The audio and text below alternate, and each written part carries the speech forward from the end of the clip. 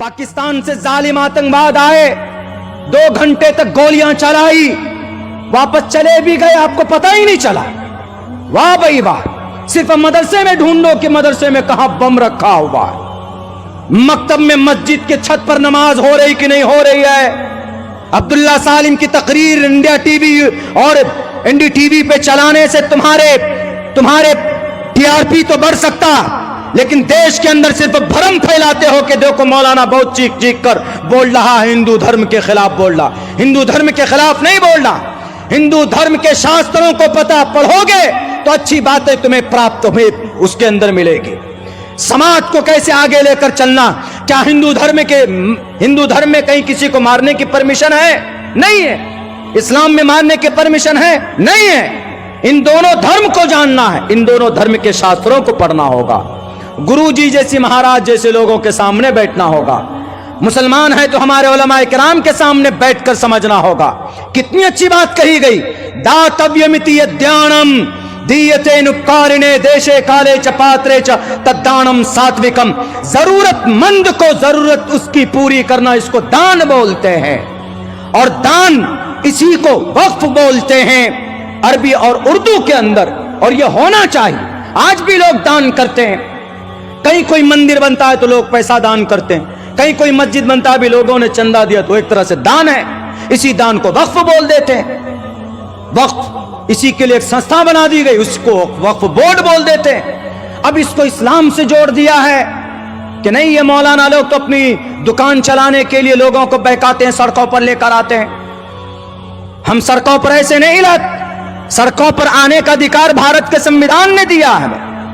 उत्तर प्रदेश में 20 मदरसे बंद कर दिए गए। उत्तर प्रदेश के सीएम साहब को नहीं मालूम है, आर्टिकल नंबर 30 के अंदर कहा गया, all minorities whether based on religion shall have the right to establish and administer educational institutions of their choice. दफा नंबर 30 में क्या कहा गया कि अगर कोई गीता पढ़ाना चाहता, या कोई कुरान पढ़ना चाहता, या कोई संस्कृत पढ़ना चाहता, या कोई संस्कृत पढ़ाना चाहता, अरबी पढ़ाना चाहता, ऑल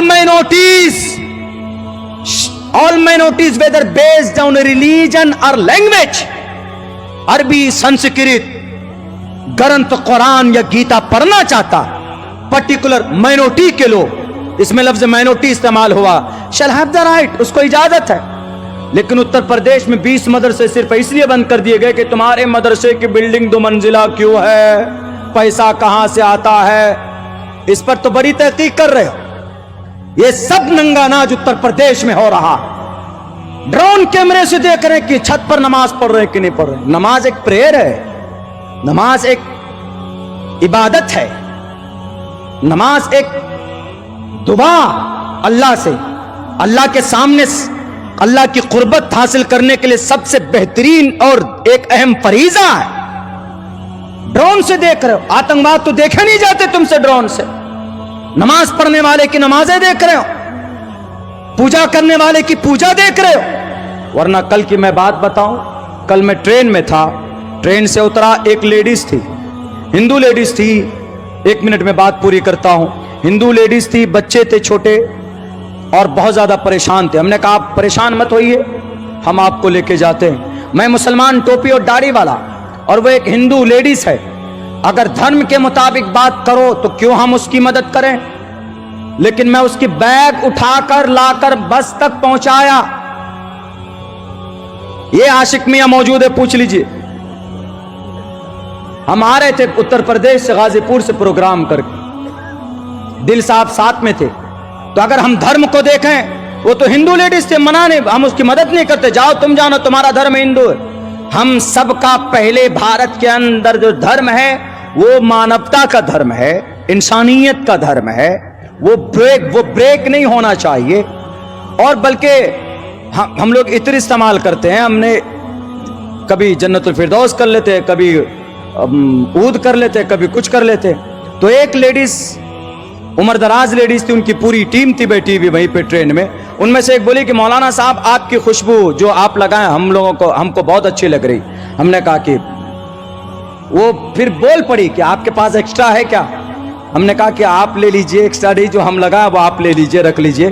ہم نے کہا کہ آپ کہاں جا رہے؟ بولا کہ ہم کامکھیا تک جائیں گے. تو ہم نے کہا کہ کامکھیا دیوی، کامکھیا کا نام ہی پڑا ہے کامکھیا دیوی، ماتا کامکھیا دیوی کے نام پر کامکھیا شہر کا نام کامکھیا پڑا. بولا میں اسی درشن کے لیے جا رہی. میں نے کہا کہ ٹھیک ہے، یہ میری طرف سے گفٹ ہے آپ کے لیے، آپ لے کر جائیے. یہ کوئی مبالغے کی بات نہیں. میں نے اس کو دیا اور خوشی خوشی لی. بولا بھیا پیسہ لے لیجیے. میں نے کہا کوئی بات نہیں. تو یہ ماحول ہونا چاہیے بھارت کے اندر میں. اتنی نفرتی ماحول پیدا کر دیا گیا ہے کہ بھارت کے اندر کبھی کبھی ٹرین میں ادھر بیٹھیے، ادھر میں کوئی سناتن دھرمی بیٹھا ہے تو وہ ایسا سمجھتا ہے کہ بھائی یار یہ کون ملا جہادی آ گیا پاس میں. کبھی کبھی ایسا بھی ہو جاتا ہے. تو یہ پیدا کیا گیا ہے سوشل میڈیا کے ذریعے سے. یہ نہیں ہونا چاہیے. مل کر رہنا چاہیے سب کو اس دیش کے اندر، اور تبھی ہمارا یہ دیش ترقی کرے گا. گرو جی بیٹھے ہیں، ان کے پاس ایک گیتا ہے. میں نے گیتا کا ایک منتر پڑھا ہے، پہلا والا منتر: دھرم چھیترے کروچھیترے سمویتا یوتسوہ مامکا پانڈواشے کم کروت سنجیا. دیکھ لیجئے، گرو جی سے پوچھ لیجئے، مجھ سے زیادہ یہ آپ کو بتا سکتے ہیں، چونکہ ان کی مادری، ان کی مذہبی لینگویج، ہماری مذہبی لینگویج تو دھارمک لینگویج عربی ہے. میری پرننسیشن میں بھی غلطی ہو سکتی ہے، لیکن جس انداز میں میں قرآن پڑھ دوں گا تو یہ نہیں پڑھ پائیں گے، لیکن جس انداز میں یہ سنسکرت پڑھ دیں گے تو میں نہیں پڑھ پاؤں گا. دھرم کی باتیں کہی گئی ہے اس کے اندر. دھرم چھیترے کروچھیترے سمویتا یوتسوہ مامکا پانڈواشے کم کروت سنجیا. اسی گیتا میں آگے چل کر علم کی کیا اہمیت ہے. ادارا سرو ایویتے گیانی تاتمیو میمتم آستھتہ سہی یکتاتما مامیوا متمام گتم.